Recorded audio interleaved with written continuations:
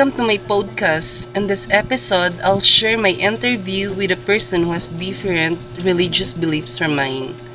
We'll talk about our differences, what we learn from each other, and how respect and understanding can bring people together. Open nga adlaw sister. Yan lang. Ano nga yan yung aral? Ako hiiloy sa Chidila Cruz. Taga-dikit. Barangay Dila sa Takawbayan.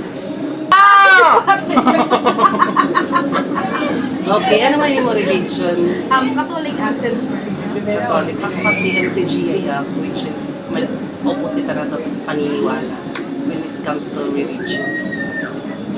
Sige, mag-start ako yung pagkuhan. Ay, madakuan bagadan sample question. Kasano ka pa naan pakuan? Catholic? Di kang good paganahan. Catholic na. Para na Okay, mag-start na pag-question. Ano ang nagdala sa iyo sa iyong pananampalataya? Parang ano ba nag-udyok ako niya, palataya, Ginoo, pagtapod, ang faith ko haiyang. Pag once na tumuda ka iyang, mga palataya, gagabayan na niya, gagabayan ang pamilya, anak ko, panadodong nga mga hindi mo, aiyak na tapos yung mga, nga to, asya nag-udyok ako, na magkuhan ay mga bigay. Okay, number 2. Maaari mong sabihin sa akin ang tungkol sa isang mahalagang pesta o selebrasyon sa inyong religion? Ay, di ba bawas mako naman di ba? Ay, pagdating ka to sister, Tagadila Heights. Manila Heights, ganda, di ba? Ay, mapista na na iyo. September, buwas? 2029. Yeah, buwas. So, bang related yan na yung question? Maghatag ako ang bagang celebration. Siya na ito, pare, fiesta, celebrate na mo na Senior San Miguel. Kaadlawan, 29 or 28. 2029. Oo. Siya pa, sa nga mga celebration nga pinakamahalaga, Catholic at Senior San Miguel. Every year ito. Oo. Mo kasi kuwan religion eh. Pag di ba kami natuwan mga fiesta. May kami sa nga fiesta pero diri kuwan. Wala kami celebrate na kuwan bagan. Direct na kami agad. Bagat araw-araw ang fiesta ng kids. Okay, number 3. Paano mo isinasanib ang iyong pananampalataya sa iyong pang-araw-araw na buhay? Paano mo sinasanib yung pananampalataya? Paano ba din papaigtingin mo kuwan? Paano mo i-maintain ang iyong kuwan yung pananampalataya pan-adab-adab? Mag-pray ka na daw. Tapos, mag-pray. Like, magkatag example ito. Hindi ako paano mo nikukuan pag nami-maintain mo pang belief sa iyong religion sa God? Paano mo na susustain? Ano yan, na-maintain na mabalance? Paano mo nakuha na, para di ba, pag nag-apply ka mga chemicals, paano mo na maintain mo kuan yung pananalig? Of course, magtuo na iya, magtuo. Siyempre, once na matungod ka na, bagang maaram pa na limitasyon mo, maaram pa na mo, mga di, maaram pa na tamang. At bagan ko na talaga bagan. Faith talaga. Yeah, faith lang. Okay, number 4. Ano ang ilang mga pangunahing halagain o turo sa iyong reliyon na nakikita mong makabuluhan? Parang ano ba na-find out mo kung ano yung religion na important lesson na makabulan dito ba? How would you parang dinak bilong? Bagan bunggaban anira bagan mabuting gawin ira bagan ira kuan. Ang mga haramonera, bagang dikit ang mga bagan, ay gina Didak talaga. like open hera. So dito, wala di pera na kukuha. Discriminate. Oo, wala na nga. Uy, duwa dali ba nga. Galing oy di kay pwede lawan ko, mag-short ka pero sa rin nakasaya na dapat ang babae. Kundi dahil naman open na sa bagan. Oo, okay na siya. Bala mo na kay mga pwede nga ni kay open la, bali ka makuha na. Malangan na dito na ko. Santo sila tama religion ba na kon ko dito ba na off na fight ka na off pag di ba pag when it comes to panahon LGBT pag Oo. pag LGBT kailangan sure three ka bawal ka hirata kay kuan kasalanan ka Kung Diyos. makasala ko nun, kung ano karato kayo, wala ko nung inimo ni Ang diri ko matulog ka bagat agin sa kro dito nila na kuan ba dito na fight na good to us. Kalain man lang kasi bagat discriminated bagat na din ako discriminate ka man racist ka. Siya na baga na ako na ko Catholic kayo, okay na mo. Siya ba din pero pag kanyo ta pag man open ka bagat kasi ka mag close nila sa kanila okay Pandi pa nagkukuhan din ang buwan. Hira ba pas. Para lagi na din nga, hindi ka pwede sumunod din sa iba, di ka nga rin pwede sa memba kayo. Kamu si Powell na nagkukuhan. Mas Powell na lang kumuhan kung makarni na. Karni na kinakay. Powell. Baga, big lang na mura mabigat. Okay na perfect naman. Mayroon ka bang mga spiritual na gawain o ritual na mahalaga sa iyo? Baga may ka ba? Like, ano ba yung ginhimo? Ay mo i-reach? May ka ba ritual? Wala na meron mga inihimo. Basta, nagpila ako sila. Mga ito na magabot niya. Wala na ito nga iba-iba pa. Di man mapunta-punta mo. Di pa Diyos ko. Hindi ka pwede magpinamuta-muta kandila, tigiligid. Buwan, mga barang. Amo na ito, wala maniwag baga. Liwag. Number 6. Paano naka-influensya ang iyong pananampalataya sa iyong mga ulan sa iba? Paano ba yung bilis nakakakuan? Paano nakasagabal ba yan? Nakakabulig ba yan? Di ba yung nadala yung pag-socialize? Di rin man, like, gusto ko may sangkay na suot, hindi nga, pati IBL religion.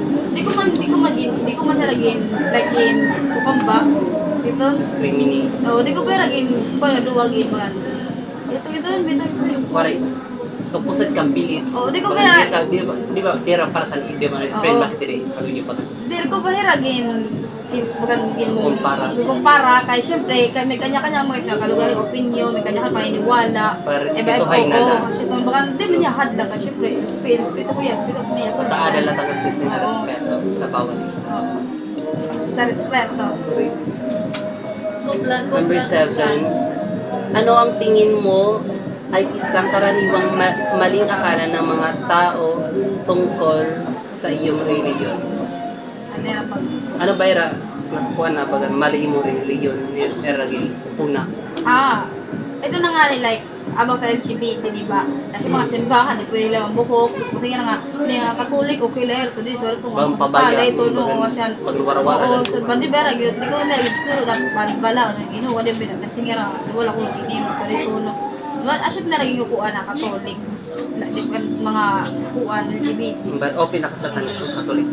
Alay ka mo religion. Asyad na number 1 niya ko na yun. Pero for me kasi diwa ng kuan baga ara na katita sa reason kailan sumunod pero feel ko ba wala man siguro lang kung ano diba ang hina ko yung binagada pero mga kuan niya mga kuan pas man siguro ilag mo siguro baka wala man siguro kuan Wala man ito na mga scissors wala pag-araw to. parang feel ko baga Mga, yan naman ito, hindi mo nga sobra na pagtuon, tapos sobra ka na pera. Number 8 na kin. Mayroon ka bang makwento o banal na kasulatan sa iyong pananampalataya na nakakapagbigay inspirasyon sa iyo? Balmeda ka ba? Bal Mga verse nga. mga verse like that na nakapagbigay mo inspirasyon. Di kasi man mga verse kay di ko pa sa Bible pwede makmano ng mga verse di pa kasi nakagit Sa bagay pag kung ka sir di ba pag mga Katolik pag wala magkulat mabukulat mo kung ano every Sunday lang na sila di ba? Ano siya. Di naman magkulat total lang niya para dot na simpa. Hamo kasi kuan talaga kinaptan Bible every day. Kaya memorize anamon mga Bible verse kay pag nagpapakis ba kami kuan may na kami kagalikod pag mga team building at youth team building. Hindi rin naman ito na. Kuwan simbahan. Hindi naman kailangan na May pagpamo mga ka. peace be. Mamemorize ito pa May peace karambay, be. ulo. May naman kuwan mga peace and Bible verse like that. Ako di ba kailangan mamemorize sa may ulo. Sa maarap ka lang kung hindi tama or mali. Agree ka. Number 9 na Fir. Paano mo hinaharap ang mga pagkakaiba sa pagitan ng pananampalataya at mga tradisyong kultural?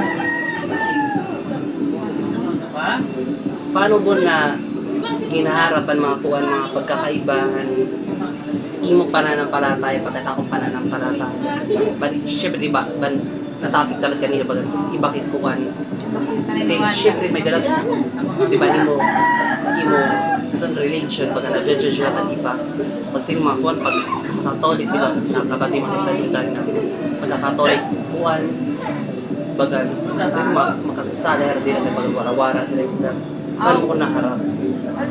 Wala, basta sa kulera, balera, kanya ka na akong religion, balera sa dito. Basta kung marang magtatuda kung inuuna pa na kaya, na natuda kaya nakapunta, na marang makana kung ginihimo ko sa dini sa dito. Marang makana ko yung tama sa dito.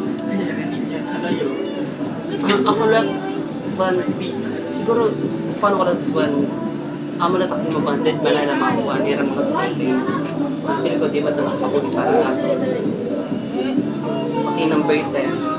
Ano ang tingin mo ay maganda o kakaiba tungkol sa mga pagkakaibigang interfaith tulad ng sa atin? Baga, ano ba mo sa tingin mo para sa iba na kung religion? Para sa among religion, di ba? Ano mo kung nakita mo na pagkakaiba? Kaya mo may nag-asawa na kuwan man. Magkaiba kuwan, paniniwala ka pero Siguro, kuwan, like, mukul kasi di ba itong mag-asawa ko ba? Siguro, kuwan na lang. Like, siguro, bilipit ka mo ko yung mga like, may baro ka nera. So, dini may baro ka nga bago itong kulera, dihilyo. Magkakar sa mga baro mga bago, like, sa dini, sa rito, mga kulera, mga bago nga lesson nga, abutan ka ng mga relihiyon, ng kung paano sa dito, like, ang pangadi.